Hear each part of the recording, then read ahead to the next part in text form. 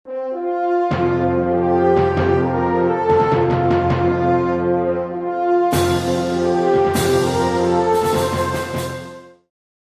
Bapak Ibu Saudara yang dikasihi Tuhan. Sebelum kita memulai ibadah doa kita pada malam hari ini, saya mengajak kita sama-sama tundukkan kepala kita berdoa. Bapa dalam surga, kami mengucap syukur untuk kebaikan, untuk cinta kasih-Mu kepada setiap kami. Layakanlah kami ya Tuhan, masuk ke hadirat Tuhan. Dalam nama Tuhan Yesus, kami berdoa dan mengucap syukur. Amin. Saudara-saudara, mari kita sama-sama mengangkat pujian dari KPPK nomor 14, Sungguh Besar Kau Allahku.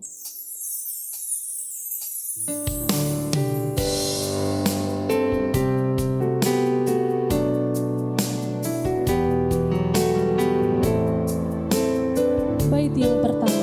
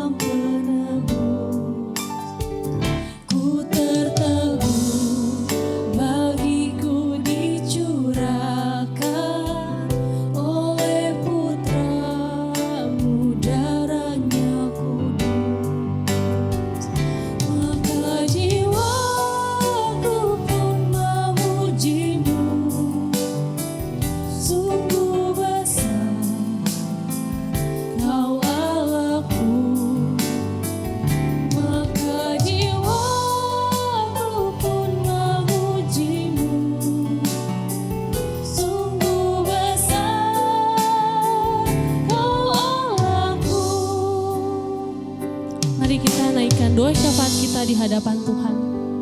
Yang pertama, kita mau berdoa untuk kondisi bangsa Indonesia. Di tengah-tengah pandemi, di tengah-tengah kondisi yang tidak menentu, kita mau sama-sama menyerahkan itu ke dalam tangan kasih kuasa Tuhan. Mari kita berdoa. Bapa, kami tahu bahwa di tengah-tengah kondisi yang tidak menentu seperti saat ini, kami tidak dapat berharap kepada siapapun, kami tidak dapat percaya kepada siapapun. Tapi hanya ke dalam tangan kasih kuasa-Mu sajalah kami percaya bahwa Engkau akan memulihkan dunia ini, Engkau akan memulihkan bangsa Indonesia.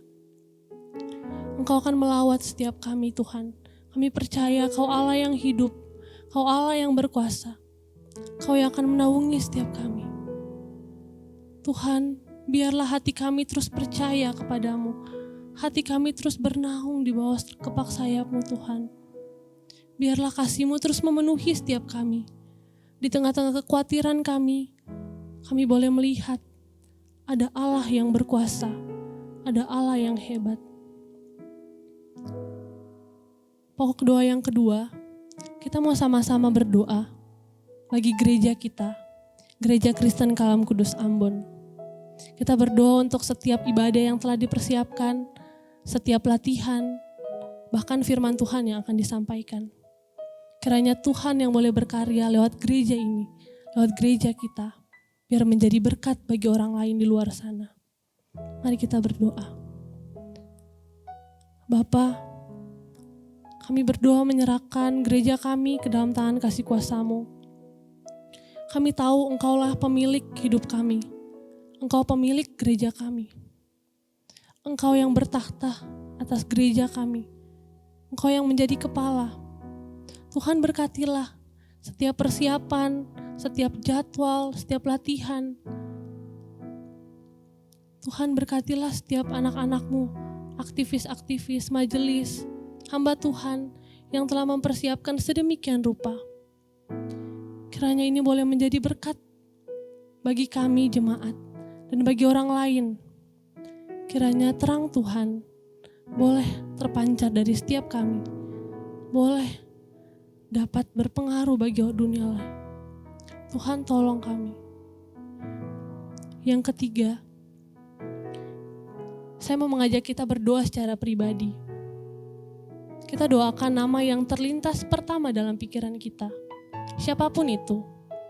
Entah dia bergumul dalam pekerjaannya, sekolahnya, penyakitnya, ekonomi.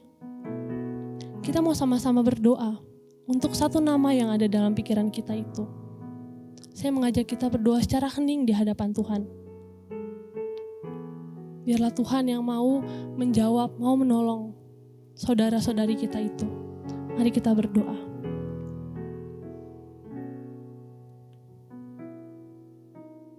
Bapa dalam surga, kami berdoa menyerahkan saudara-saudari kami Tuhan, yang sedang bergumul dalam penyakitnya, dalam kesehatannya Tuhan. Kami berdoa kiranya Tuhan yang mau lawat, Tuhan yang mau sertai, Tuhan yang mau pimpin setiap makanan, minuman, obat-obatan yang dia konsumsi Tuhan. Kiranya boleh mendatangkan kesembuhan. Dan Tuhan kami berdoa juga bagi saudara-saudara kami yang sedang mengalami duka cita. Kami berdoa kiranya Tuhan yang mau menguatkan, menghibur keluarga yang ditinggalkan. Kami juga berdoa Tuhan untuk studi, di mana kelas-kelas semua pada online Tuhan. Kami menyerahkan ini ke dalam tangan kasih kuasa Tuhan untuk guru-guru, untuk murid-murid. Kiranya mereka boleh dapat belajar dengan baik dan pada akhirnya mereka boleh terus memuliakan Tuhan. Kami berdoa menyerahkan sanak saudara kami ke dalam tangan kasih kuasa Tuhan. Dalam tangan Tuhan, kami menyerahkan doa kami. Amin. Bapak Ibu Saudara, hari ini saya pengen mengajak setiap kita untuk berdoa sama-sama buat negara lain. Negara ini adalah negara Kamerun, sebuah republik di Afrika Tengah.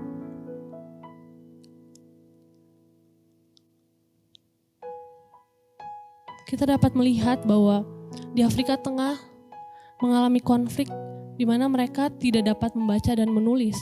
40% penduduk di Kamerun buta huruf. Kita mau berdoa bagi penerjemahan Alkitab. Terdapat 278 bahasa yang mau diterjemahkan. Dan ini merupakan tugas yang luar biasa berat. Kurangnya kitab suci yang diterjemahkan ke dalam bahasa ibu, bahasa Kamerun, membuat mereka menjadi miskin rohani, membuat gereja-gereja menjadi kesulitan. Dan bahkan hanya 10 penerjemahan yang lengkap dalam bahasa mereka, sedangkan bahasa mereka ada 278. Saudara-saudara, saya mau mengajak setiap kita berdoa bagi proses penerjemahan ini.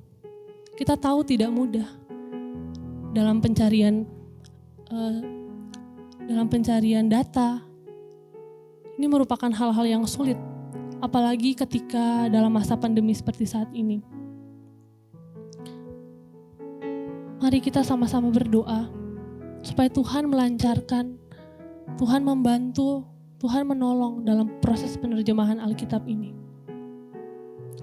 Tuhan, kami rindu melihat Kamerun boleh membaca Alkitab dalam bahasa mereka. Kami menyerahkan proses penerjemahan ke dalam tangan kasih kuasa Tuhan. Kami tahu tidaklah mudah dalam proses pencarian data, survei, dan juga observasi yang lain. Tapi kami percaya Tuhan, ini pekerjaan-Mu. Engkau yang akan campur tangan. Engkau yang akan menolong. Engkau yang akan memimpin. Kiranya Tuhan yang mau terus menolong mereka.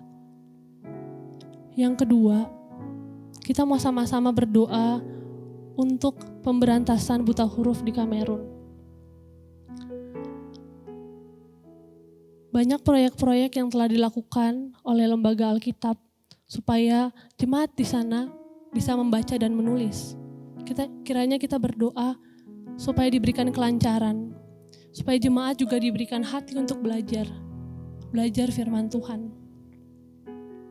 Mari sama-sama kita satu dalam doa. Bapa, kami berdoa menyerahkan pemberantasan buta huruf di Kamerun, Tuhan. Kami tahu masih banyak masyarakat yang belum bisa membaca dan menulis. Masih banyak masyarakat yang membutuhkan uluran tangan kasih kuasa Tuhan. Kami berdoa menyerahkan hal ini ke dalam tangan kasih kuasa-Mu, Tuhan. Biarlah Tuhan yang mau menolong mereka dalam kesulitan mereka. Tuhan yang mau membantu mereka, Tuhan. Dan yang ketiga, kita mau sama-sama berdoa untuk orang-orang asli sana. Kiranya mereka boleh punya hati untuk melayani Tuhan, punya hati untuk sama-sama turut bekerja, membantu proses penerjemahan maupun pelayanan-pelayanan di gereja. Biarlah mereka diberikan kesadaran akan relasi yang baik dengan Tuhan lewat Alkitab yang harus mereka baca. Mari sama-sama kita berdoa. Tuhan, kami rindu melihat warga asli Kamerun punya hati untuk melayani Tuhan, punya kerinduan untuk orang-orang lain merasakan hadirat Tuhan, terkhususnya Kamerun. Tuhan, kami menyerahkan segala proyek-proyek yang sudah dilakukan oleh penerjemahan Alkitab, maupun kami menyerahkan juga hamba-hamba Tuhan yang bekerja keras di sana. Kiranya Tuhan munculkan anak-anak muda-Mu yang punya hati, yang punya komitmen untuk sama-sama melayani. Kiranya Tuhan yang mau membantu dan Tuhan yang terus menolong, Tuhan yang melawat setiap orang percaya di sana. Tuhan Yesus, terima kasih untuk kasih setia-Mu. Kami boleh bersama-sama berdoa bagi negara lain, bagi Kamerun. Kami rindu Tuhan, melihat Engkau melawat negara-negara lain, merasakan kasih setia Tuhan. Kami berdoa Tuhan ke dalam tangan kasih kuasa-Mu. Kami panjatkan setiap doa kami. Amin. Saudara yang dikasihi Tuhan, sebelum kita mendengarkan firman Tuhan, mari bersama kita angkat pujian dari KPPK nomor 321.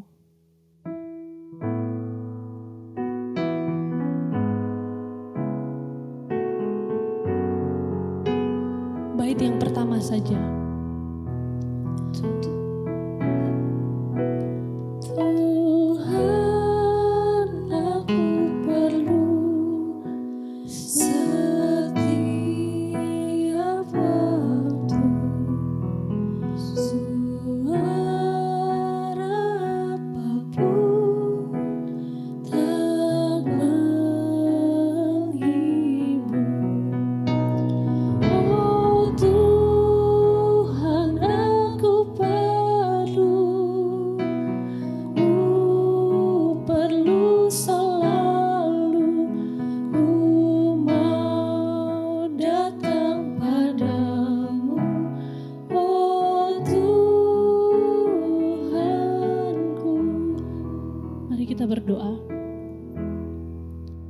Bapa, urapilah setiap kami, biarlah kami boleh dilayakkan untuk mendengarkan firman Tuhan. Urapi setiap kami yang terbatas ini Tuhan, penuh dosa. Kiranya firman Tuhan boleh dapat memurnikan setiap hati kami. Dalam nama Tuhan Yesus kami berdoa. Amin.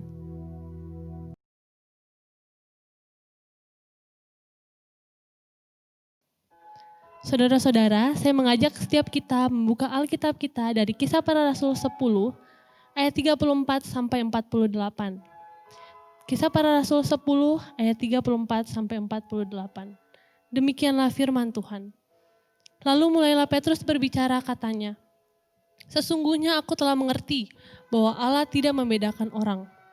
Setiap orang dari bangsa manapun yang takut akan Dia dan yang mengamalkan kebenaran berkenan kepadanya. Itulah firman yang Ia suruh sampaikan kepada orang-orang Israel, yaitu firman yang memberitakan damai sejahtera oleh Yesus Kristus yang adalah Tuhan dan dari semua orang. Kamu tahu tentang segala sesuatu yang terjadi di seluruh tanah Yudea mulai dari Galilea, sesudah baptisan yang diberitakan oleh Yohanes, yaitu tentang Yesus dari Nazaret, bagaimana Allah mengurapi Dia dengan Roh Kudus dan kuat kuasa. Dia yang berjalan berkeliling sambil berbuat baik dan menyembuhkan semua orang yang dikuasai iblis, sebab Allah menyertai Dia. Dan kami adalah saksi dari segala sesuatu yang diperbuatnya di tanah Yudea maupun di Yerusalem. Dan mereka telah membunuh Dia dan menggantung Dia pada kayu salib. Yesus itu telah dibangkitkan Allah pada hari yang ketiga, dan Allah berkenan bahwa Ia menampakkan diri, bukan kepada seluruh bangsa, tetapi kepada saksi-saksi yang sebelumnya telah ditunjukkan oleh Allah, yaitu kepada kami yang telah makan dan minum bersama-sama dengan Dia, setelah Ia bangkit dari antara orang mati. Dan Ia telah menugaskan kami memberitakan kepada seluruh bangsa dan bersaksi bahwa Dialah yang telah ditentukan Allah menjadi hakim atas orang-orang hidup maupun orang-orang mati. Tentang Dialah semua nabi bersaksi bahwa barang siapa percaya kepadanya, ia akan mendapat pengampunan dosa oleh karena namanya. Ketika Petrus sedang berkata demikian, turunlah Roh Kudus ke atas semua orang yang mendengarkan pemberitaan itu. Dan semua orang percaya dari golongan bersunat yang menyertai Petrus tercengang-cengang karena melihat bahwa karunia Roh Kudus dicurahkan atas bangsa-bangsa lain juga. Sebab mereka mendengar orang itu berkata-kata dalam bahasa roh dan memuliakan Allah. Lalu kata Petrus, "Bolehkah orang mencegah untuk membaptis orang-orang ini dengan air sedangkan mereka telah menerima Roh Kudus sama seperti kita?" Lalu ia menyuruh mereka dibaptis dalam nama Yesus Kristus. Kemudian mereka meminta Petrus supaya ia tinggal beberapa hari lagi bersama-sama dengan mereka. Demikian jauh pembacaan firman Tuhan. Berbahagialah kita yang mendengar dan melakukannya dalam kehidupan kita. Hari ini kita sama-sama belajar dari misi Petrus yang berbicara dengan perjumpaannya dengan Timotius, dengan Kornelius. Seperti yang sudah kita baca, bahwa Kornelius merupakan seorang non-Yahudi. Dia adalah kepala dari pasukan Italia. Dikatakan bahwa Kornelius ini adalah orang yang takut akan Tuhan. Sebelum kita masuk lebih jauh, kita mau sama-sama mengetahui bahwa orang Yahudi dalam ajarannya mereka tidak boleh, mereka dilarang bergaul dengan orang non-Yahudi. Orang Yahudi berupaya menjauhkan diri mereka dari makanan yang haram, persekutuan, pertemuan, dan bahkan persahabatan dengan orang non-Yahudi dalam bentuk apapun. Hal ini juga terjadi kepada Petrus. Dalam perikop yang tadi kita baca, ketika Petrus mendengar suara yang datang dari langit, diikuti dengan turunnya kain yang berisi makanan. Kemudian Allah berkata, "Sembelilah dan makanlah." Tetapi Petrus menolak dan ia berkata, "Tidak Tuhan, sebab aku belum pernah makan sesuatu yang haram dan tidak tahir." Hal ini wajar, karena Petrus adalah seorang Yahudi. Petrus tidak pernah berpikir dan bahkan mau mencoba memakannya. Apalagi ketika bergaul dengan orang non-Yahudi. Namun ketika kita melihat ya, ada hal menarik yang terjadi. Pada ayat selanjutnya, Allah menyuruh Petrus untuk pergi ke rumah Kornelius yang nyatanya dia bukan seorang Yahudi. kita lihat sama-sama Petrus enggan untuk pergi. Terdapat dalam ayat 28 berkata, ia berkata kepada mereka, kamu tahu betapa kerasnya larangan bagi orang Yahudi untuk bergaul dengan orang-orang yang bukan Yahudi atau masuk ke rumah mereka. Tetapi Allah telah menunjukkan kepadaku bahwa aku tidak boleh menyebut orang najis atau tidak tahir. Kita bisa melihat di satu sisi Petrus enggan pergi.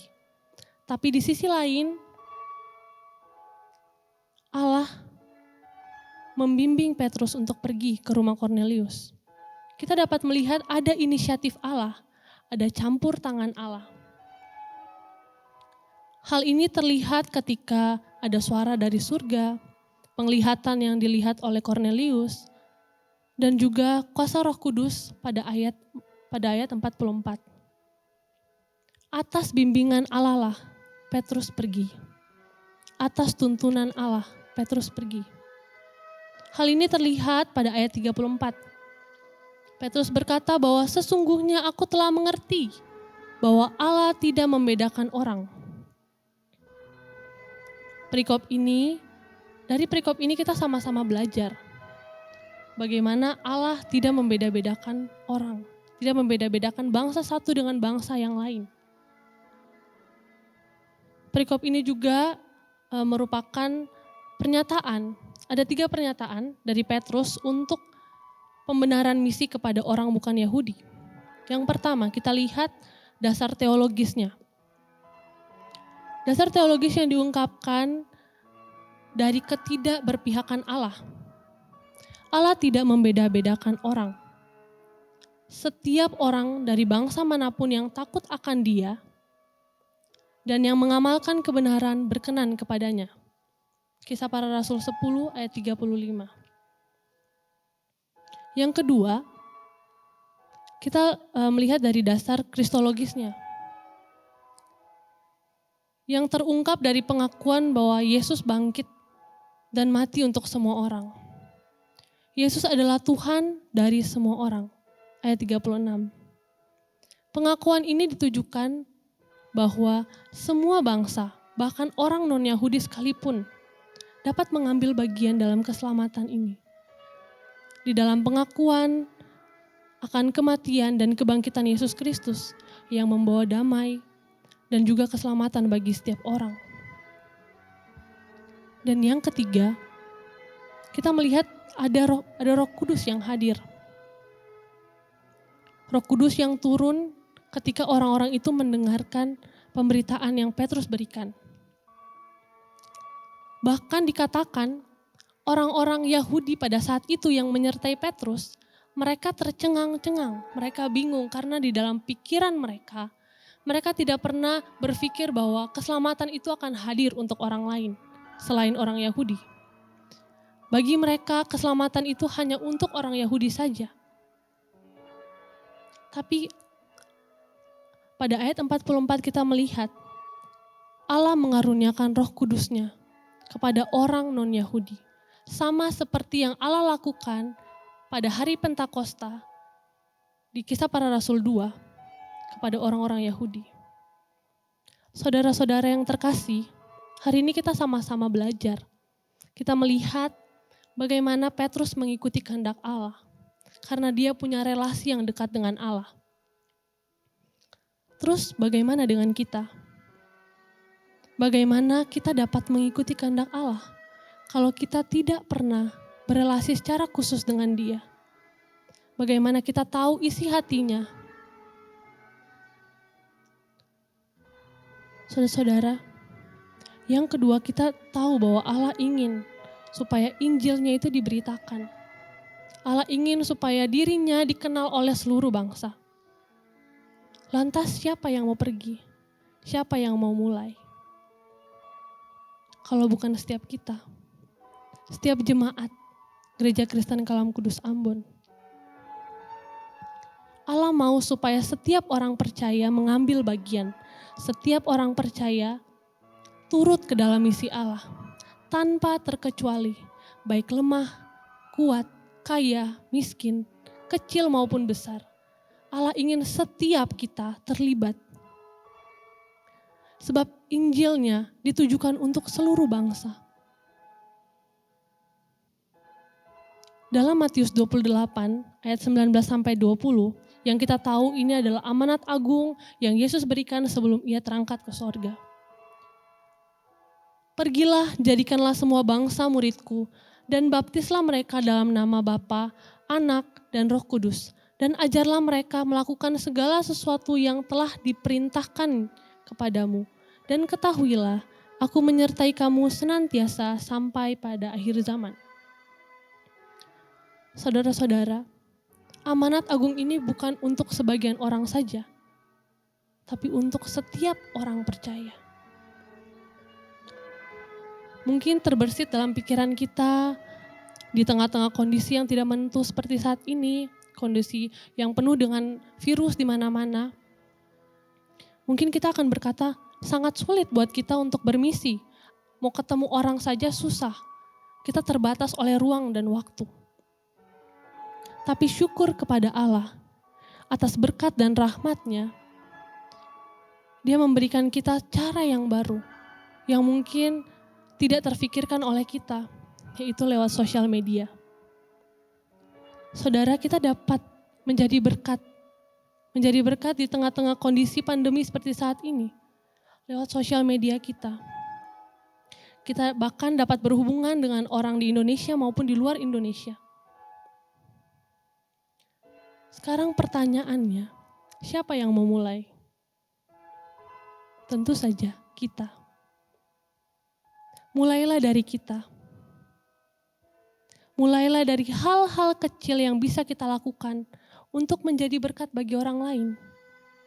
Entah kita mau sharing kehidupan kita di WhatsApp, di Facebook, di Instagram, dan di berbagai sosial media yang lain. Hal kecil saja, saudara. Kiranya Allah boleh menolong setiap kita menjadi terang, menjadi garam di tengah-tengah dunia. Mari kita berdoa.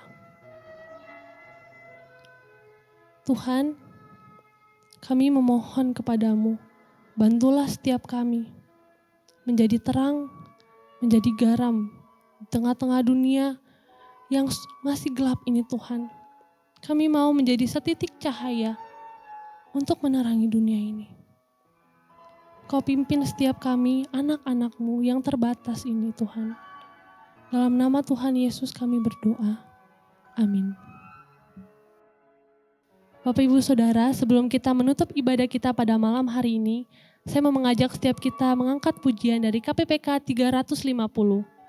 Pakai hidupku ini. Kiranya ini menjadi respon bagi setiap kita. Bait yang pertama.